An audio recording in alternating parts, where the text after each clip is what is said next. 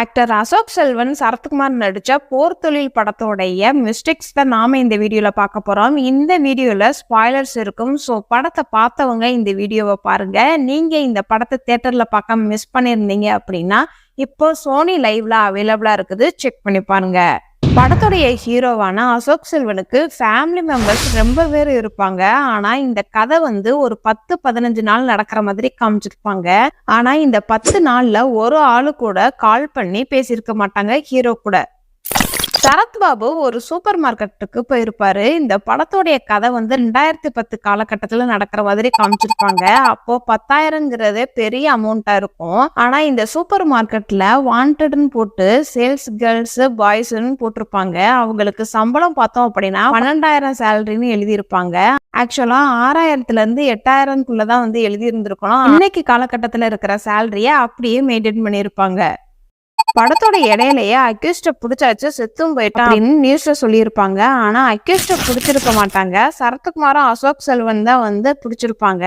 அப்புறம் ஏன் ஃபேக் நியூஸ்ல பரப்புனாங்க அப்படிங்கிறதுக்கான எந்த ஒரு ரீசனும் சொல்லியிருக்க மாட்டாங்க.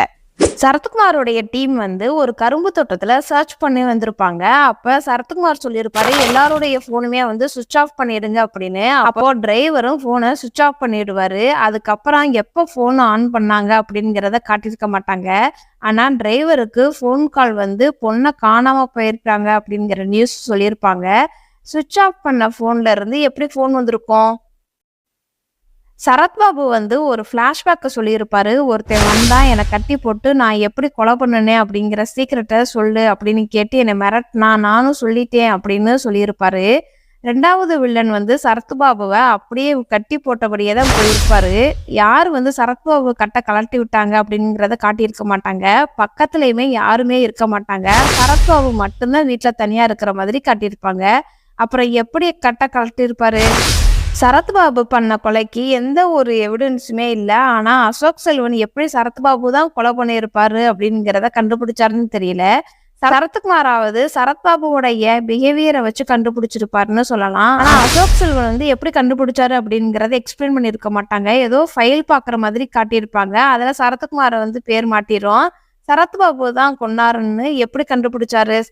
இதெல்லாம் இந்த படத்துல நான் நோட் பண்ண சின்ன சின்ன லாஜிக் மிஸ்டேக். இதை தவிர நீங்க இந்த படத்துல ஏதாவது நோட் பண்ணியிருந்தீங்கன்னா கமெண்ட்ஸ்ல சொல்லுங்க. இந்த மாதிரி வீடியோ நீங்க இன்னும் பார்க்கணும் அப்படின்னா நம்மளுடைய சேனலை மறக்காம சப்ஸ்கிரைப் பண்ணி பெல் ஐக்கானையும் கிளிக் பண்ணுங்க. டாடா, பாய்.